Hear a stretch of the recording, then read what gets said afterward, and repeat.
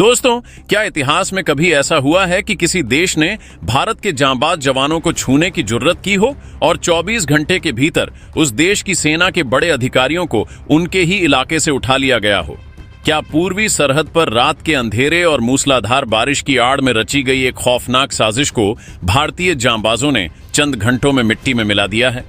और सबसे बड़ा सवाल यह कि क्या ढाका में बैठी नई हुकूमत भूल गई है कि जिस देश को भारत बनाना जानता है उसे सबक सिखाना भी बखूबी जानता है?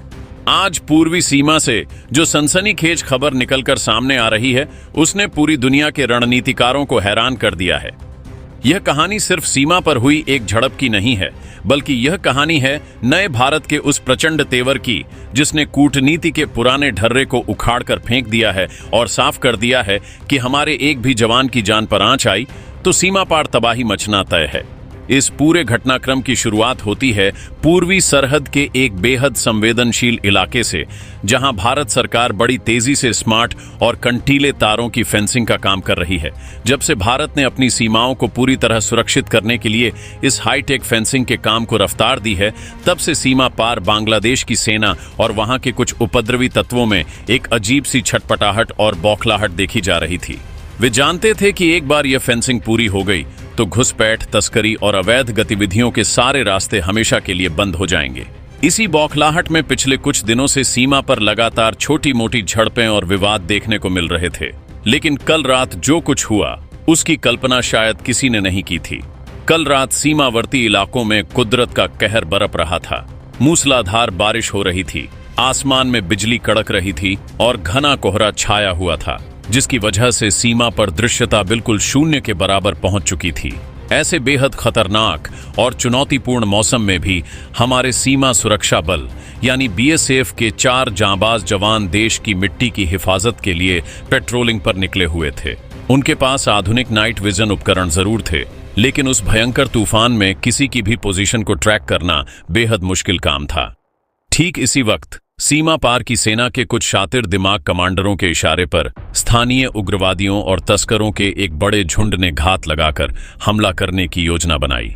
जैसे ही हमारे चारों जवान गश्त करते हुए जीरो लाइन के करीब पहुंचे, वैसे ही अंधेरे और शून्य दृश्यता का फायदा उठाकर भारी तादाद में छिपे हुए बांग्लादेशी सुरक्षा कर्मियों और उपद्रवियों ने उन पर अचानक पीछे से हमला बोल दिया। हमारे जवानों ने अपनी बहादुरी का परिचय देते हुए आखिरी दम तक मुकाबला किया, लेकिन संख्या बल और अचानक हुए धोखे के कारण वे उपद्रवी हमारे चारों जांबाजों को जबरन घसीटते हुए अपनी सीमा के भीतर लेकर चले गए। इस कायराना हरकत को अंजाम देने के बाद सीमा पार के खेमे में जश्न का माहौल था। उन्हें लग रहा था कि खराब मौसम की आड़ में वे इस वारदात को दबा देंगे या फिर आने वाले दिनों में भारत पर कूटनीतिक दबाव बनाने के लिए हमारे इन वीर जवानों को एक मोहरे की तरह इस्तेमाल करेंगे। वे सोच रहे थे कि भारत हमेशा की तरह फ्लैग मीटिंग बुलाएगा, कागजी चेतावनी देगा और बातचीत की मेज पर आकर अपने जवानों की रिहाई की भीख मांगेगा।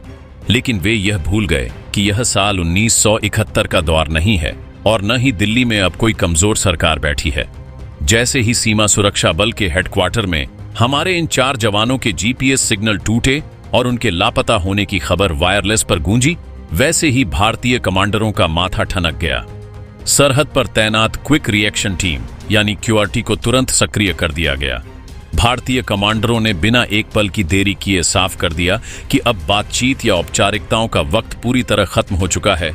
अगर उन्होंने हमारे भाइयों पर हाथ डाला है तो जवाब भी उसी आक्रामक भाषा में दिया जाएगा जो उन्हें समझ आती है। इसके बाद आधी रात को कड़कड़ाती बिजली के बीच भारतीय सीमा सुरक्षा बल के एलीट कमांडोज ने सरहद पार एक ऐसा सर्जिकल काउंटर ऑपरेशन चलाया जिसने दुश्मन के पूरे डिफेंस ग्रिड को हिलाकर रख दिया। खुफिया इनपुट से पता चला था कि बांग्लादेशी बॉर्डर गार्ड्स के 2 बड़े कमांडर जो हमारे जवानों को अगवा करने की इस पूरी साजिश की निगरानी कर रहे थे, वे सीमा के बिल्कुल करीब एक अस्थायी बंकरनुमा पोस्ट से सब कुछ ऑपरेट कर रहे हैं। भारतीय जांबाजों ने बिना कोई आवाज किए बिल्कुल साइलेंट मोड में एक ऐसा चक्रव्यूह रचा कि दुश्मन को संभलने का मौका तक नहीं मिला। बिजली की रफ्तार से आगे बढ़ते हुए हमारे कमांडोज सीमा पार के उस इलाके के बिल्कुल नजदीक तक घुस गए और वहां मुस्तैद उन दोनों बड़े सैन्य कमांडरों को चारों तरफ से घेर कर मौके पर ही दबोच लिया। यह कार्रवाई इतनी सटीक और इतनी तेज थी कि उन कमांडरों को अपने हथियार उठाने या चिल्लाने तक का मौका नहीं मिला। हमारे वीर जवान उन दोनों बड़े अधिकारियों को वैसे ही उठाकर सीधे भारतीय सीमा के भीतर ले आए जैसे कोई कुशल शिकारी अपने शिकार को दबोचता है। जब सुबह सीमा पार के सैन्य मुख्यालय की आंख खुली तो उनके पैरों तले जमीन खिसक गई। उन्हें अंदाजा हुआ कि भारत के 4 जवानों को उठाने के बदले में उनके खुद के 2 सबसे महत्वपूर्ण कमांडर इस समय हिंदुस्तान की कस्टडी में हैं और किसी अज्ञात मिलिट्री बेस पर उनका विशेष इलाज चल रहा है। इस समय हमारी खुफिया एजेंसियां रिसर्च एंड एनालिसिस विंग यानी रॉ और इंटेलिजेंस ब्यूरो के अधिकारी उन दोनों कमांडरों को एक बंद कमरे में रखकर बेहद कड़ाई से पूछताछ कर रहे हैं। उनसे सीधे तौर पर पूछा जा रहा है कि हमारे 4 जवानों को इस समय किस खुफिया बेस या चौकी पर बंधक बनाकर रखा गया है, उन्हें यह कायराना हरकत करने का आदेश किसने दिया था और इस पूरी वारदात को अंजाम देने के पीछे ढाका का असली प्लान क्या था। इस कड़े और ऐतिहासिक पलटवार ने सीमा पार की सेना के हौसले पूरी तरह पस्त कर दिए हैं। इस अभूतपूर्व घटना की खबर जैसे ही सुबह अंतर्राष्ट्रीय मीडिया और ढाका के सैन्य मुख्यालय में गूंजी, वैसे ही पूरे पड़ोसी देश में कोहराम मच गया। जिस घमंड में आकर वहां के उपद्रवियों ने हमारे जांबाज जवानों पर हाथ डालने की जुर्रत की थी, भारत के इस ऑन द स्पॉट पलटवार ने उनके उस पूरे घमंड को 24 घंटे के भीतर मिट्टी में मिलाकर रख दिया। जमीनी सूत्रों से मिल रही खबरों के मुताबिक इस समय बांग्लादेश की राजधानी ढाका में पूरी तरह आपातकाल जैसी स्थिति बनी हुई है। वहां की कार्यवाहक सरकार के शीर्ष मंत्रियों और सैन्य अधिकारियों के बीच इस बात को लेकर खलबली मची है कि जो भारत अब तक ऐसी घटनाओं पर सिर्फ कूटनीतिक विरोध दर्ज कराता था, उसने इस बार बिना किसी औपचारिकता के सीधे उनके कमांडरों को ही सर्जिकल कस्टडी में कैसे ले लिया। ढाका के रणनीतिकार अब पूरी तरह बैकफुट पर हैं और उन्हें समझ नहीं आ रहा कि भारत के इस नए और आक्रामक तेवर का सामना कैसे किया जाए। लेकिन कहानी का असली और सबसे दमदार मोड़ तो हमारी अपनी राजधानी नई दिल्ली में देखने को मिल रहा है। हलचल सिर्फ ढाका में नहीं है, बल्कि इस समय दिल्ली के साउथ ब्लॉक में एक बेहद गोपनीय और महाचक्र व्यूह रचा जा चुका है। भारत के गृह मंत्रालय ने बिना एक पल की देरी किए इस पूरे मामले की कमान अपने हाथों में ले ली है। दिल्ली में एक बेहद उच्च स्तरीय आपातकालीन बैठक चल रही है, जिसमें गृह मंत्री अमित शाह के साथ देश के राष्ट्रीय सुरक्षा सलाहकार अजीत डोभाल, विदेश मंत्री एस जयशंकर और रक्षा मंत्री राजनाथ सिंह एक ही टेबल पर मौजूद हैं। खुफिया एजेंसियों के प्रमुख लगातार सीमांत इलाकों से आ रही पल पल की लाइव रिपोर्ट्स इस कोर टीम के सामने रख रहे हैं। दिल्ली के इस फैसले से सीमा पार की हुकूमत को एक बेहद कड़ा, सीधा और आखिरी अल्टीमेटम भिजवा दिया गया है। भारत ने बिना किसी लाग लपेट के 2 टूक शब्दों में संदेश दे दिया है कि जब तक हमारे 4 जांबाज जवान पूरी तरह सुरक्षित, ससम्मान और बिना किसी खरोच के भारतीय सीमा के भीतर वापस नहीं आ जाते, तब तक भारत की कस्टडी में मौजूद उनके दोनों बड़े कमांडरों को किसी भी कीमत पर रिहा नहीं किया जाएगा। इतना ही नहीं, रक्षा मंत्रालय की तरफ से साफ कर दिया गया है कि अगर हमारे जवानों को तनिक भी नुकसान पहुंचाने की कोशिश की गई तो इसके गंभीर और बेहद विनाशकारी परिणाम सीमा पार की सेना को भुगतने होंगे। रक्षा मंत्री राजनाथ सिंह ने पूर्वी कमान की भारतीय सेना और वायुसेना के लड़ाकू विमानों को भी पूरी तरह से हॉट मोड यानी हाई अलर्ट पर रहने के निर्देश दे दिए हैं, ताकि अगर सरहद पर स्थिति थोड़ी भी बिगड़ती है तो हमारी सेना सीमा सुरक्षा बल को तुरंत और बेहद घातक बैकअप दे सके। यह पूरी कोर टीम मिलकर सीधे प्रधानमंत्री नरेंद्र मोदी को पल पल की ब्रीफिंग दे रही है और प्रधानमंत्री खुद इस पूरे घटनाक्रम पर अपनी पैनी नजर बनाए हुए हैं। दिल्ली का यह साफ और कड़ा रुख यह साबित करता है कि आज का नया भारत अपने जवानों की सुरक्षा और देश की संप्रभुता के सम्मान से खिलवाड़ करने की इजाजत दुनिया की किसी भी ताकत को नहीं देगा। भारतीय खुफिया एजेंसियों और सुरक्षा बल के आला अधिकारियों ने जब अपनी कस्टडी में लिए गए उन दोनों कमांडरों को आमने सामने बिठाकर कड़ाई से सवाल दागने शुरू किए, तो उनके हलक से जो सच निकलकर बाहर आया है उसने सीमा पार रचे जा रहे एक बहुत बड़े और खतरनाक चक्रव्यूह का पर्दाफाश कर दिया है। शुरुआती इनपुट्स के मुताबिक इन दोनों कमांडरों ने यह कबूल किया है कि भारतीय सीमा के भीतर गश्त कर रहे हमारे जवानों को घेरना कोई अचानक हुआ हादसा या स्थानीय झड़प नहीं थी। इसके पीछे वहां बैठे कुछ बेहद कट्टरपंथी और भारत विरोधी सैन्य रणनीतिकारों का हाथ था। उन्होंने जानबूझकर खराब मौसम, भारी मूसलाधार बारिश और शून्य दृश्यता का फायदा उठाने का आदेश दिया था।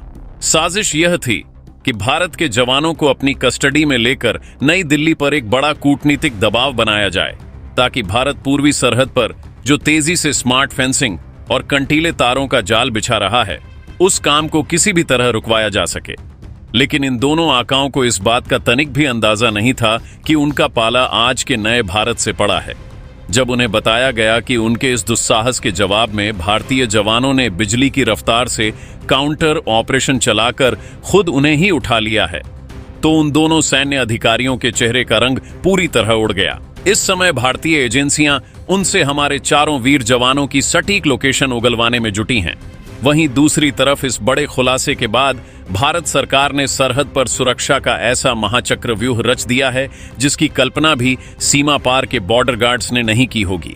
गृह मंत्रालय के सीधे आदेश पर भारत और बांग्लादेश अंतर्राष्ट्रीय सीमा के उस पूरे संवेदनशील हिस्से को पूरी तरह से सील कर दिया गया है। सीमा सुरक्षा बल की अतिरिक्त टुकड़ियों और स्पेशल क्विक रिएक्शन टीम के कमांडो को बख्तरबंद गाड़ियों के साथ फ्रंट लाइन पर तैनात कर दिया गया है। सीमा पर गश्त की फ्रीक्वेंसी को अचानक 3 गुना बढ़ा दिया गया है और अब हमारे जवानों को साफ और कड़े निर्देश हैं कि सीमा पार से अगर 1 इंच भी संदिग्ध हलचल दिखाई दे तो बिना किसी फ्लैग मीटिंग का इंतजार किए सीधे मौके पर ही कड़ी कार्रवाई की जाए। भारतीय सेना की पूर्वी कमान भी इस समय पूरी तरह से युद्ध स्तर पर मुस्तैद है और उनकी आर्टिलरी और लॉजिस्टिक्स टीमें सीमा सुरक्षा बल के ठीक पीछे बैकअप पोजीशन ले चुकी हैं। भारत ने साफ कर दिया है कि जब तक हमारे चारों जांबाज सुरक्षित वापस नहीं आ जाते, तब तक पूर्वी सरहद पर यह घेराबंदी और दबाव ऐसे ही बरकरार रहेगा और सीमा पार का कोई भी पैंतरा इस बार काम नहीं आने वाला।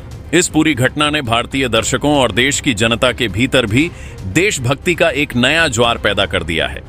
सोशल मीडिया से लेकर देश के कोने कोने में लोग भारतीय जवानों के इस करारे पलटवार की तारीफ कर रहे हैं। भारतीय दर्शकों का मानना है कि देश की सुरक्षा सर्वोपरि है और किसी भी पड़ोसी देश को यह हक नहीं है कि वह हमारी शराफत को हमारी कमजोरी समझे। भारत ने हमेशा से एक बड़े भाई का फर्ज निभाते हुए पड़ोसी देश की हर मुसीबत में मदद की है, उसे हमेशा अपना माना है और भारत कभी नहीं चाहता कि हमारे किसी पड़ोसी को कोई बड़ा नुकसान पहुंचे। लेकिन अगर हमारी इस शराफत का नाजायज फायदा उठाकर हमारे जवानों की जिंदगी को खतरे में डाला जाएगा तो फिर नया भारत चुप नहीं बैठेगा। अगर आज का नया भारत अपना मन बना ले तो पूरी दुनिया जानती है कि सामने वाले का वजूद मिटाने में कितने ही घंटों का वक्त लगेगा। पूर्वी सरहद पर जो कुछ भी हुआ और उसके बाद दिल्ली से लेकर ढाका तक जो महामंथन चल रहा है, उससे आज की तारीख में एक बात पूरी तरह साफ हो चुकी है कि भारत अपनी सीमाओं की सुरक्षा और अपने जांबाज जवानों के सम्मान को लेकर रत्ती भर भी समझौता करने के मूड में नहीं है। अमित शाह, अजीत डोभाल, एस जयशंकर और राजनाथ सिंह की यह हाई लेवल बैठक और सीधे प्रधानमंत्री को दी गई ब्रीफिंग यह साफ संकेत देती है कि अब भारत की नीति केवल रक्षात्मक रहने की नहीं है। भारत ने 2 टूक शब्दों में अपना कड़ा संदेश दे दिया है कि जब तक हमारे चारों वीर जवान ससम्मान और पूरी तरह सुरक्षित वापस नहीं आ जाते, तब तक कूटनीतिक और सामरिक दबाव का यह चक्रव्यूह ऐसे ही बरकरार रहेगा। पड़ोसी देश को यह कभी नहीं भूलना चाहिए कि भारत की संप्रभुता को चुनौती देने का अंजाम क्या हो सकता है। तो दोस्तों, हमारे 4 जवानों को बंधक बनाने की नापाक कोशिश के खिलाफ भारतीय सीमा सुरक्षा बल और खुफिया एजेंसियों के इस बिजली जैसे तेज और प्रचंड काउंटर ऑपरेशन पर आपकी क्या राय है? क्या आपको लगता है कि गृह मंत्रालय और हमारी कोर टीम का यह सख्त और आक्रामक रुख सीमा पार के दुश्मनों को हमेशा के लिए सीधा कर देगा? अपनी राय नीचे कमेंट बॉक्स में पूरे जोश और देशभक्ति के साथ जरूर साझा करें। अगर आपको हमारे वीर जवानों